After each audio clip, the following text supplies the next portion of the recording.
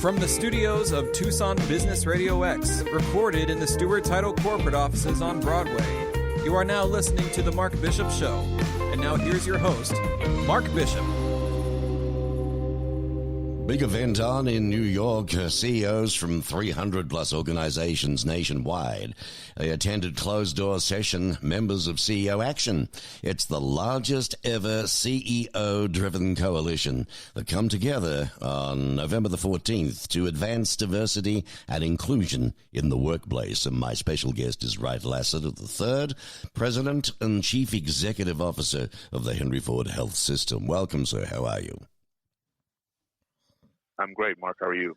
Not too bad, thank you. Well, it's the third annual combined gathering of CEOs and CHROs and CDOs.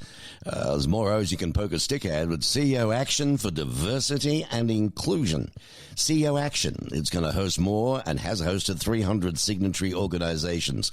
That's a big do. So to understand the significance of this, right, the significance of this gathering, what a coalition impact with a role to advance diversity and inclusion in the business community. Is that about right? That's correct. You know, we come together because we all believe very strongly that as CEOs of large corporations, we have an obligation to our team members, an obligation to our boards, an obligation to the communities we serve, and obligation to shareholders if you're a publicly traded organization to ensure that your workplace is safe and open for conversations around diversity and inclusion, to focus on driving goals and strategies that would create environments within our companies where we reflect the customers and communities that we serve, and ensure that we have a place where our boards understand the priorities around this issue and support the CEO and senior management in advancing the strategies and objectives we've created. Well, it sounds like the agenda is quite large. You'd get a lot done. But I gather these sessions are a series of intimate and candid closed-door, like CEO to CEO, action-based discussions, probably framed by acclaimed diversity and inclusion experts there and other provocative speakers, I guess. Absolutely. We pair it with what I would call TED Talk kind of conversations with experts, sharing something of interest that helps propel us with additional strategies around this effort.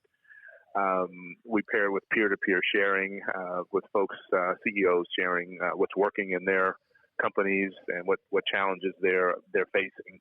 And then we have small group sessions where we get to work in more intimate settings of 5 or 6 of us at a table to talk more deeply about what we're doing in our individual companies. Well, right, it sounds like a very rare opportunity for the nation's business leaders to collaborate, share ideas, and really make progress on their shared mission to drive change and promote equity.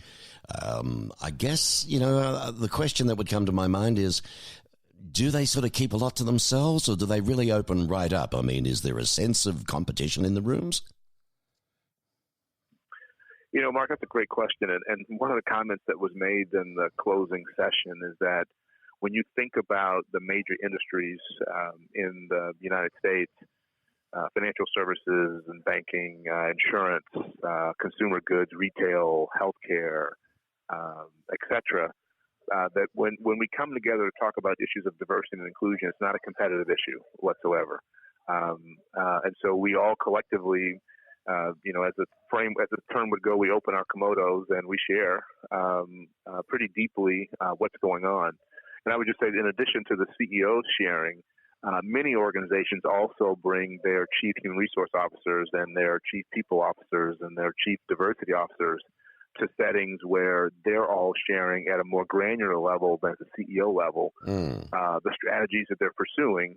And then this morning at the end of our session, we got an opportunity to bring the entire group together so that the CEOs were in the room with the heads of HR and chief diversity officers to talk in a more granular manner around what we can do better. So no, we do not see it as a competitive environment. If you think about consulting, financial services, we had CEOs of many, if not all, of those major companies sitting in the room today having conversations about what they're doing to advance diversity and inclusion in their company, and doing that knowing that there might be a competitor sitting at the next table who would hear that, and so we do not see it as a competitive issue whatsoever. No. I guess the only thing I'd get ticked off about is if they start recruiting my execs. The CEO Action Coalition, this thing is the largest CEO-driven business commitment to try and advance diversity and inclusion within the workplace, and it represents more than 800 CEOs and presidents of America's leading businesses, academic institutions as well, and nonprofits. Now, signatory organizations collectively represent, I think it's about 14 million employees. So, there's a lot at stake with this, isn't there? There's absolutely a lot at stake. And I think most of us would say, if not all of us would say, that as CEOs, part of our role is to be a leader and to be a role model for our team members as well as for, the broader society at large. And so when we come together collectively with that much of sort of U.S. humanity under our aegis as employees of our organization, we really feel strongly that this collaboration, this coalition, is not just about making our organizations better, but it's about leaders of companies taking a strong stance to do what's right, not just within the walls of our company, but within the communities that we live and work and serve. So tell me, what does each signatory pledge to do? Well, we pledge first and foremost to ensure that our workplaces are safe environments for our team members and our leaders to have what at times may be crucial or uncomfortable conversations around advancing diversity and inclusion and equity in our workplaces. We commit on a regular basis to share best practices with our colleagues. We each commit to ensuring that our organization has a strategic plan around diversity and inclusion, and that is shared with our board, so that it's not just a management priority, but it's a priority of the governance of our organization. And we commit to having what we call day of understandings within our organization, where we gin up opportunities to have conversations around not just what's working, but what do we need to do better. And so each of us have made those commitments, and we're doing that by our own direct action as well as through the delegated action of our chief diversity officers and our chief human resource officers. I'm speaking with Wright Lassiter III, who is President and Chief Executive Officer of the Henry Ford Health System, about the big CEO coalition, which happened in New York this morning. And, of course, this will stay as a podcast to be heard, later on at much more days. I guess if anybody would like to find out more for next year, who may not have heard of or missed out, can they always apply to attend? Is there somewhere they can go to read all about this online? Well, they can go to CEOaction.com, and there is a really comprehensive website that one shares what the initiative is all about, shares with an interested party what the commitments are that CEOs are making, as well as what companies around the United States have signed on the pledge, which CEOs of companies have signed on around the pledge. And so folks can search for that information, and I'm sure it will be out soon, the dates for our next CEO action in 2020, as well as the things we're committing to throughout the calendar year.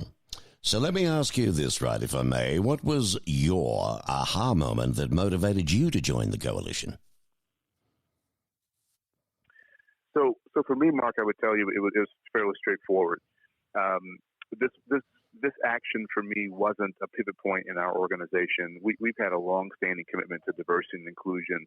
So for me, this was an opportunity, one, for me to take an even broader leadership role with being an example for our team members around what's important to our organization, as well as having an opportunity to regularly engage with what now is 800 CEOs of leading companies around this country to get better. And so for me, it wasn't a specific aha moment. It was, in my mind, it was one more milestone in a journey for Henry Ford Health System to be one of the nation's leaders around diversity, inclusion, and equity. That's good. So let me ask you this. What do you see as the CEO's role in promoting diversity and inclusion within their respective organizations and in the business community overall? Well, internally, I would start with the one comment, which is it's a CEO's role to lead from the top. And to lead from the front. This is an opportunity for every member of your senior executive team, your cabinet, for your board, and for your team members to know that you believe that diversity and inclusion is not just a nice thing to do, but it's a business imperative. It is absolutely essential expectation of leaders. And so what I say to our organization is that this is something that I fully expect for every leader to embrace. And so it's important for the CEO not only to sort of set that tone from the top and to lead from the front, but it's also important for the CEO to demonstrate some sense of vulnerability here and not to presume that we have all of the answers. And so it's an opportunity for me to engage with employees. So we, for instance, have 10 employee resource groups that represent all manners of subpopulations of affinity groups within our organization. And so I see the other role of the CEO is great visibility to your employee resource groups to be able to meet with them, understand their issues, at times to understand what challenges they're facing that you might not be aware of, and then to make sure that those things get on the radar screens of the organization to address and to move forward. So it sounds like just. And then the last thing I would say.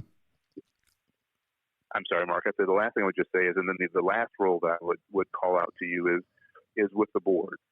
What's critically important here is that if the CEO needs to model with his or her board the importance from a governance perspective that the board make this a priority as well. And so it's just really important for the CEO to sort of be that conduit between the organization and the board in ensuring that this is a priority at the board agenda, not just within the management ranks. Yeah, right. No, very important fact. So collaboration is important in advancing diversity and inclusion. And really, I think it just helps to really run a well-oiled machine in business today. You've got to be as a team. So what do you think is the first step that leaders can take in addressing D&I issues in the workplace? I think the first step that a leader should take is asking for information and data that helps you understand what challenges might your organizations face. I think that's I'm a big believer in begin with data, so understand what issues might exist, and so you start by asking for data. And the next thing that I would do as the leader is begin to facilitate conversations around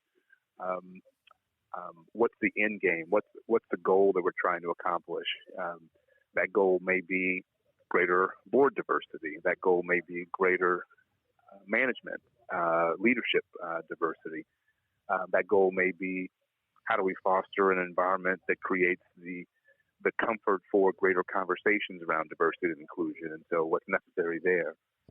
Or it may be engaging in town hall chats with staff around your company just to hear from them what are they facing, so that as you begin to put a vision together, to put a plan together, you understand the data. And you understand input from those who are doing the work of your company. Yeah. And so I sort of start there. If I were advising a new CEO of what to do to get started in this endeavor. Yeah, I mean it is changing in the workplace. I think gone are the days when the guy sat on the ivory throne or in the ivory tower, and it's down there today. Roll the sleeves up, get to know your people, and get to know what the devil they're doing. Okay, so what actions would your organization take to better promote inclusivity in 2020? Well, in 2020, I'd say a few things that we will be doing.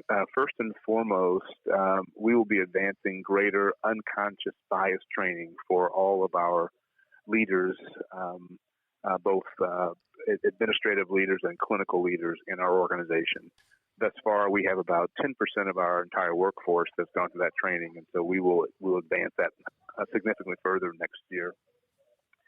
Secondly, we are going to have not just a day of understanding next year, but we're going to designate February 2020 as our month of understanding and have roadshows throughout all of our organization where we're having conversations with leaders and team members regarding how do we do better with advancing diversity and inclusion and equity.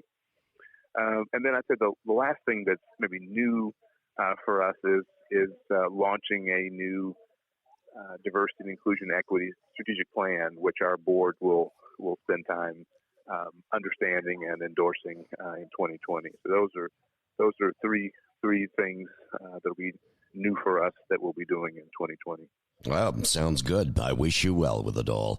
And it's been good speaking with you, Wright Lassiter III, President and Chief Executive Officer of Henry Ford Health System. Thank you for your time. Thank you, Mark. You're most welcome. Well, that was interesting, wasn't it? Here on the Mark Bishop Show, and you can hear this, of course, a lot more right throughout weeks and months ahead on the Business Radio X network.